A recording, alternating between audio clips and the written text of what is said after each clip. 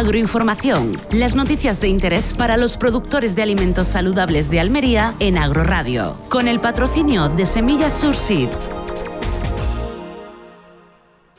Semillas Surseeds, empresa obtentora de variedades de pimiento netamente almeriense, siempre al lado del productor de pimiento para atender sus necesidades en los desarrollos genéticos de los cultivos de pimientos. Semillas Surseeds, investigación y desarrollo para el agricultor almeriense. José Antonio Escobosa, redactor de Agroradio. La agricultura bien contada.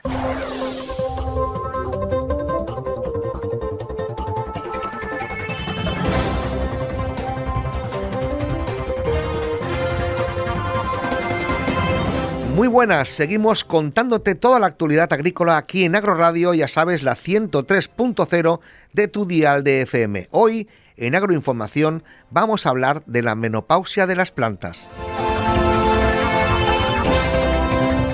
Un grupo de investigadoras del Instituto de Biología Molecular y Celular de Plantas del Centro Mixto del Consejo Superior de Investigaciones Científicas, el CSIC, y la Universidad Politécnica de Valencia publican en el Current Biology el análisis más completo sobre los cambios que determinan la parada de la producción de flores y frutos en las plantas con un único episodio reproductivo. Para hablar de todo esto que suena a chino, tenemos con nosotros a Cristina Ferrandiz, investigadora científica del Instituto de Biología Molecular de Celular y Plantas, del Centro Mixto del Consejo Superior de Investigaciones Científicas CSIC de la Universidad Politécnica de Valencia. Buenos días, Cristina. Hola, buenos días. Cualquiera que nos oiga hablar de la menopausia de las plantas nos puede tomar un poco como locos, ¿no? Bueno, pues suena un poco raro, pero en realidad no es tan diferente. A ver, si tú piensas en lo que es la menopausia para las mujeres, bueno, para las hembras de los mamíferos o alguna cosa así, que es dejar de ovular, dejar de tener capacidad de producir descendencia, cuando ya ha pasado un cierto tiempo, pues las plantas también hacen esto, sobre todo las plantas anuales, estas que solo se reproducen una vez.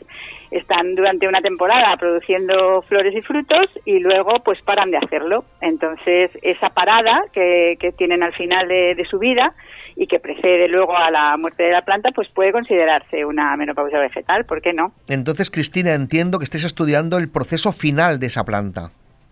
Sí, para cualquier agricultor, para cualquier persona interesada en biología de plantas, es muy importante y además se sabe mucho sobre cuáles son los factores y los procesos que controlan el inicio de la floración. Todos sabemos que hay plantas que empiezan a florecer cuando el día se hace más largo, cuando la temperatura sube, etcétera, etcétera. Pero también hay un control de cuándo las plantas dejan de florecer.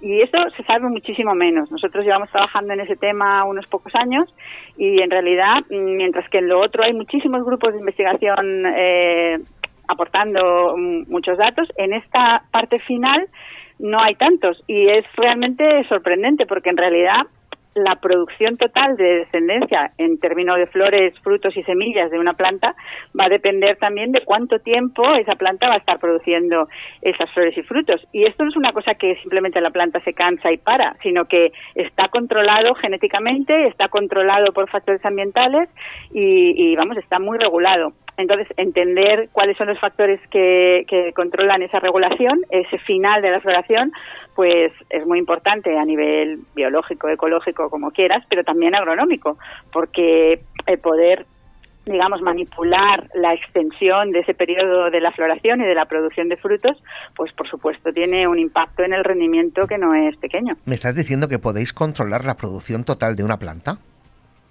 Pues en realidad sí, todavía estamos empezando a estudiarlo, pero hemos empezado a estudiarlo y este trabajo que hemos publicado ahora está hecho en una planta modelo que no tiene ningún valor agronómico, en Arabidopsis thaliana, que es como nuestro conejo de Indias, digamos, pero estamos ampliando estos estudios tanto a plantas como las leguminosas, como el tomate, y estamos viendo que sí, que identificando genes que son importantes para controlar ese final, y modificando su expresión hemos sido capaces de aumentar mucho el rendimiento de determinados cultivos, por ejemplo de guisante. Hemos conseguido extender muchísimo el periodo reproductivo y producir hasta casi el doble de semillas que una planta que es parental. Me hablas del guisante en concreto, pero esto se puede aplicar al pimiento, al tomate, a la judía, a la berenjena, al calabacín, a cualquier planta.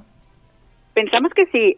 Todavía estamos empezando ahora, empezamos por las leguminosas, porque digamos que biológicamente son un poquito más parecidas a lo que es la Arabidopsis, ¿no? Pues hacen un inicio de la floración y esa floración es continua hasta que la planta para de florecer.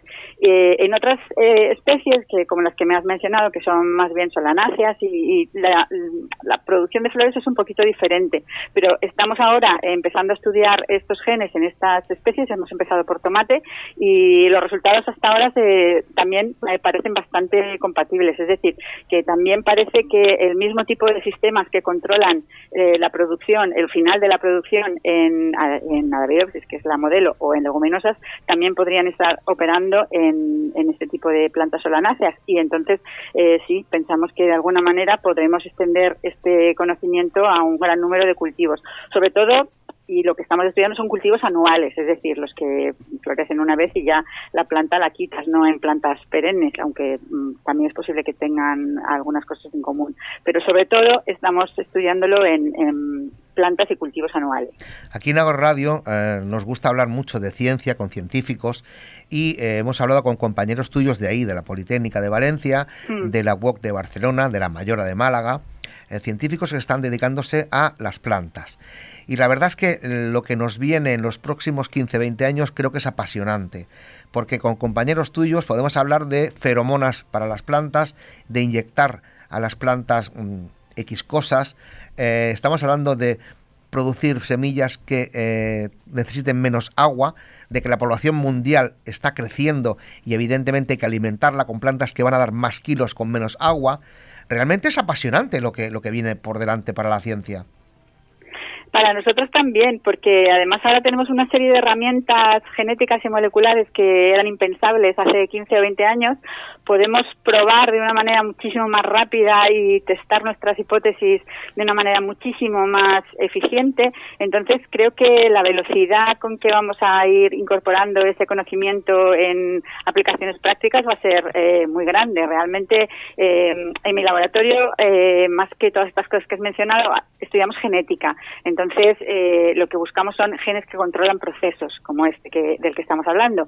Ahora mismo, con las técnicas de edición genética, que todavía no están aprobadas, pero yo no creo que tarden mucho en ser adoptadas por todo el mundo y aplicadas a la agricultura de una manera sistemática, creo que va a haber una nueva revolución a todos los niveles, a nivel de ser capaces de optimizar los recursos, de ser capaces de aumentar la producción un montón, de ser capaces de afrontar los desafíos del cambio climático y de hacerlo de una manera mucho más eficiente. Para nosotros también es realmente una época buenísima, estamos muy contentos de cómo van las cosas últimamente. Cristina, ¿qué le decimos a la gente que nos está oyendo y puede pensar que nos estamos metiendo, que somos un poco dioses con la genética de las plantas? ¿Podemos decirles que estén tranquilos, que la ciencia no está aquí para hacer daño? Por supuesto que sí que podemos decirles eso. Vamos a ver, lo único que estamos hablando es de velocidad, de una manera muchísimo más específica y con un conocimiento muchísimo más claro de las cosas. Genética de plantas